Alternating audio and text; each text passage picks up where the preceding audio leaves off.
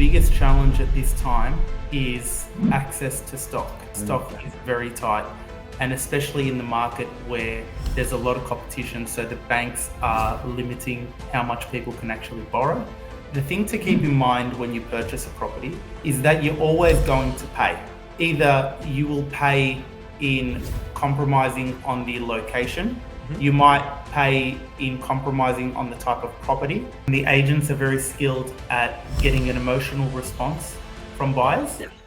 We believe every Australian deserves a right to own at the very least 5 investment properties. I'm Adrian Trimboli. And I'm Frank Ambezi, and welcome to the Invest in You podcast.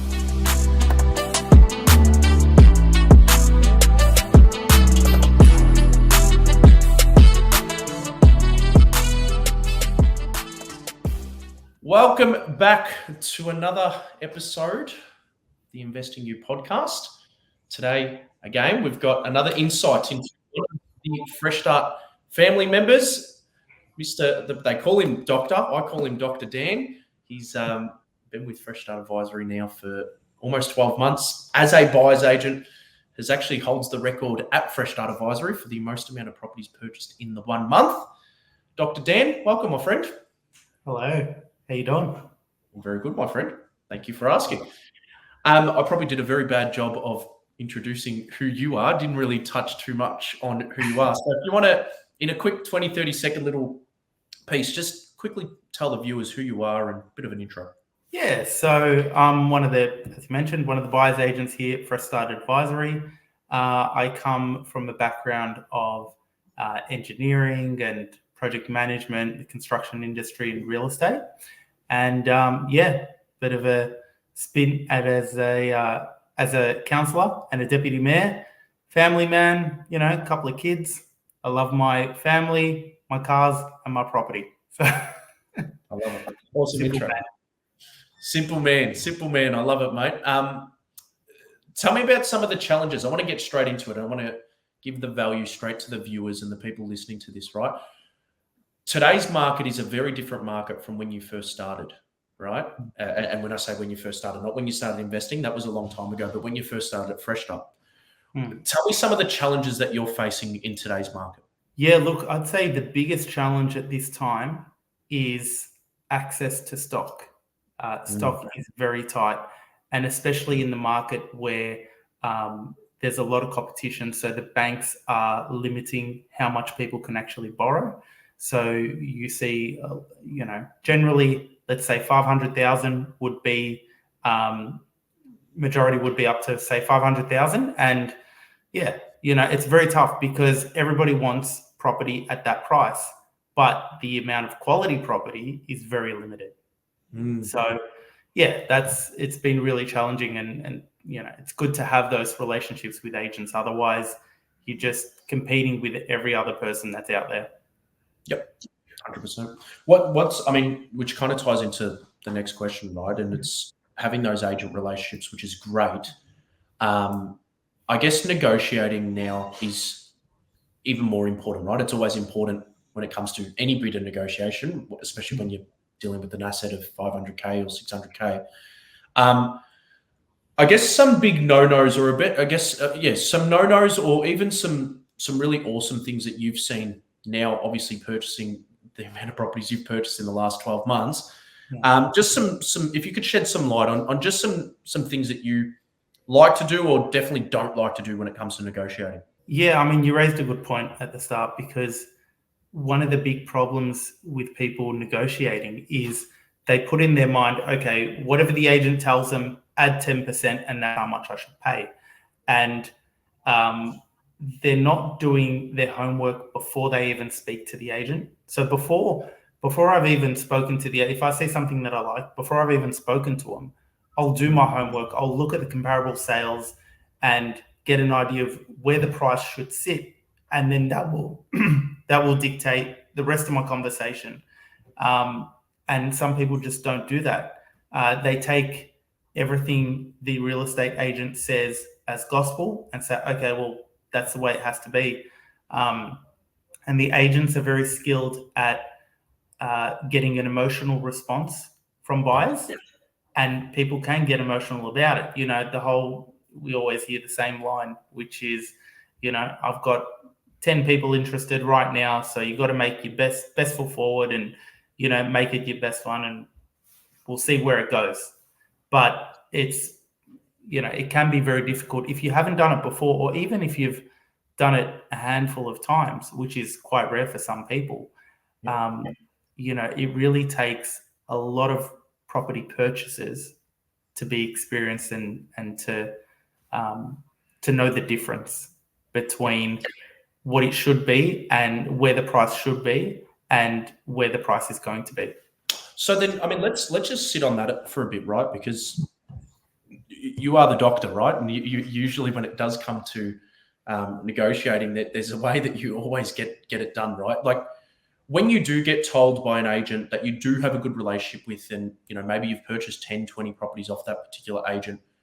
Hey, there's another 10 offers. Put your best foot forward. What for the viewers, I guess, how do you respond to that? There's a few different ways, but when I hear that, I want to know more about what type of offers are coming in. So I would ask, okay, well, how many people have requested, information that's relating to that property? Whether the offers are within a ballpark. A line that I like to use with agents is, okay, if we submitted offer X, how do you feel on a scale of 1 to 10 that offer would sit? And the way they answer that will give you an indicator as to whether you're in the driver's seat or not. And I'll give away one extra one that I like to do is the agents will not tell you what their highest offer is. Of course, that's, they're trying to get the best offer for their vendor. But one thing I like to ask them is, okay, well, what is the second highest offer? That gives me a rough idea. And, half the time they'll answer the question. And by knowing where the second best offer is, they haven't given away all their cards, but they've at least let you know roughly where the price is sitting at. And that'll determine, whether it sits within our client's price range or whether we think, we have a shot with this property. Gotcha. So like a doctor, just continuing to probe and continuing to push to try and find out as much info as possible. I love it. Yeah. If I could add, sometimes you need to ask the same question in a different way. And, it's not until you prod them more than once that you get a little glimmer of information, and then that's what you work off. And that's what you run with. Yeah, I like it. You might be biased here, right? I think you've just really displayed the level of value that a buyer's agent can bring. But now purchasing the level of properties that you have purchased, obviously now seeing what those properties have done over the last 12 months, even 6 months, even 3 months, right? Why do you, again, and try to not play biased here. Try and pretend like you're not a buyer's agent. It's not what you do every day. But what do you put the level of value on as a buyer's agent? What do you think that you can provide to a client? Or why do you essentially think that, you've now worked with clients that have purchased 2 to 3 properties through yourself? So that means they've come back and paid us and paid Fresh Start multiple times. Why is it that we're able to charge a fee and these clients keep coming back? To your first point, the thing to keep in mind when you purchase a property is that you're always going to pay, right? Either you will pay in compromising on the location, you might pay in compromising on the type of property, you might pay in compromising the price that you pay, or you're going to pay a buyer's agent.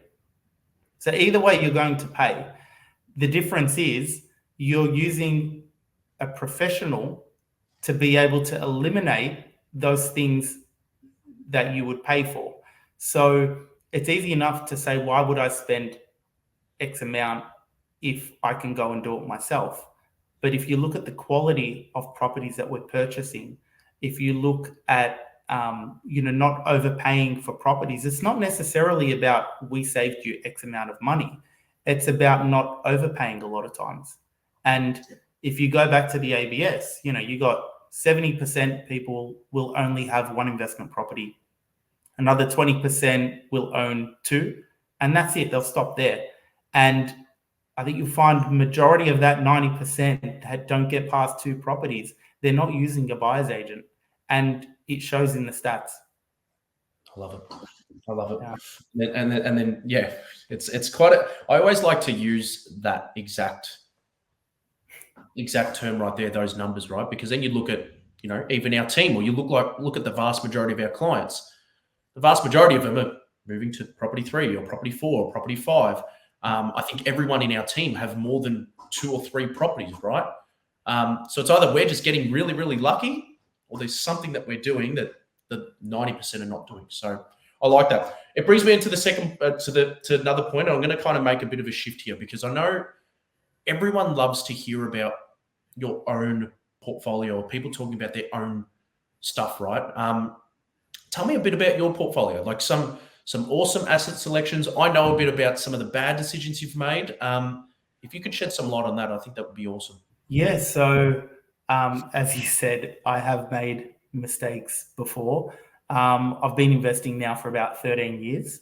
The first property I purchased, 400,000, and even now, 13 years later, I'm looking at a value of about 850,000. So it shows that, you let the time do its work, and you'll really benefit from that. But for me, I had to unlearn a lot of things that, my father was great, and he helped me, with a guarantor into getting my first, investment property at the time, which then became my PPR.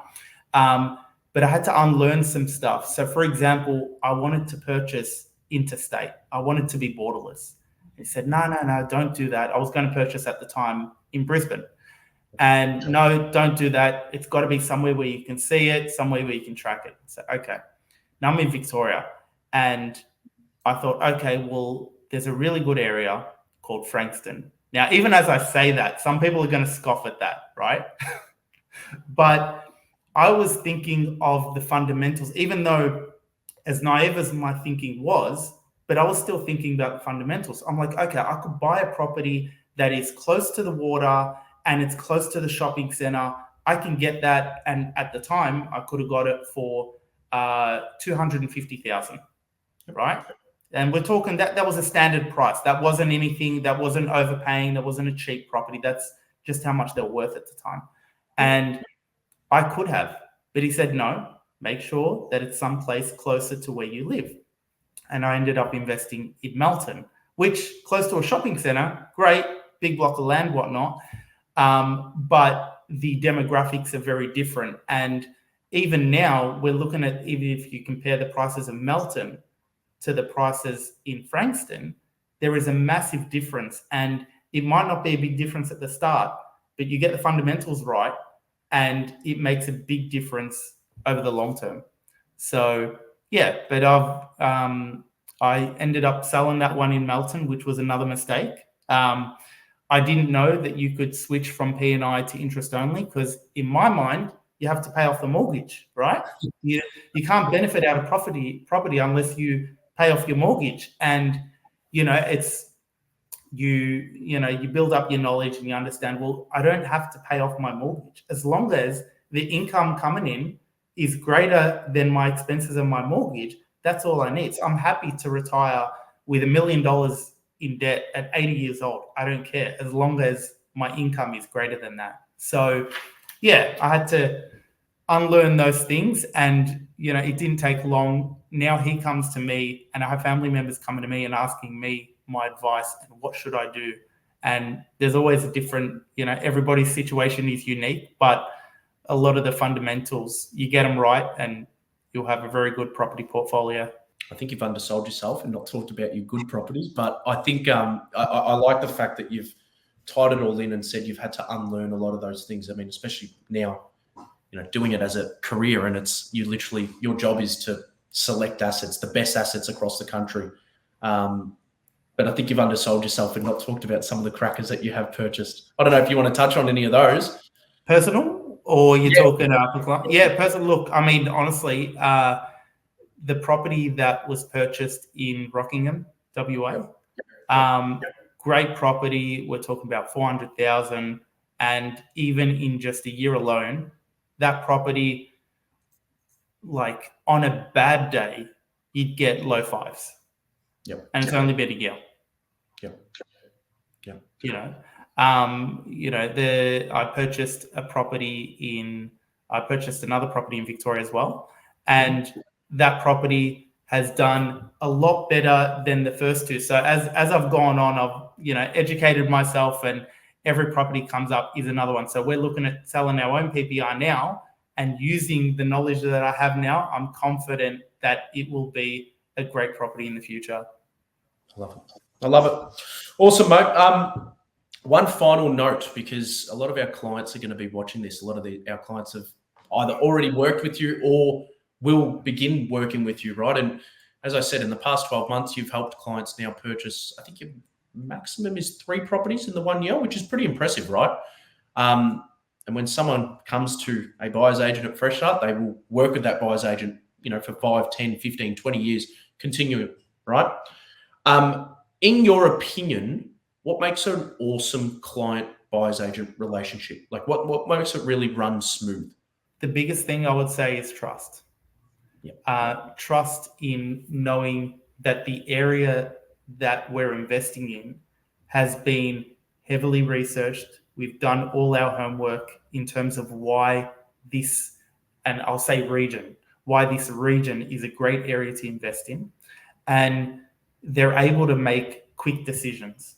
So because there's that trust, they know, okay, Daniel, you've told me region X is the best area, or, these 2 regions are really good areas that would suit our purchase profile. They've got that trust so that when we find a property, we can move really quickly. And when they come back to us really quickly, you ask, what would you, if I'm going to negotiate, what is the biggest advantage that I have? And it is time.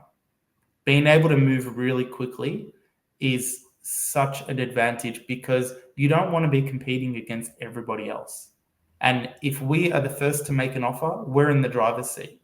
There have been instances where our offer has been accepted by the vendor, and it's even surprised the real estate agent. Mm-hmm. So, if we'd let it go longer, then, you get other people, you might need to adjust your price or adjust your conditions. And I'd always rather be first. Love it. I love it. Time and trust, which obviously gets built over time. Doctor, that's all I keep referring to Doctor. Dan, that's all I wanted to go through, mate. That was a awesome 20 minutes. And I think it gives a lot of it, as I said, a lot of our clients, a lot of our community, a really good idea of who you are and how you operate. And I guess how someone who, let's be realistic, you're probably in the top 0.0005% of Aussies who have purchased, 60, 50 plus properties in Australia, right? So someone's mind who works like that, and how your mind kind of operates, is very different from the average investor. So I think you've clearly drawn that out for everyone. So thank you for taking the time. I'm looking forward to the next 150 purchases in the next however long, my friend. Looking forward to it. All right. Thank you very much. Adrian. Cheers. Take care.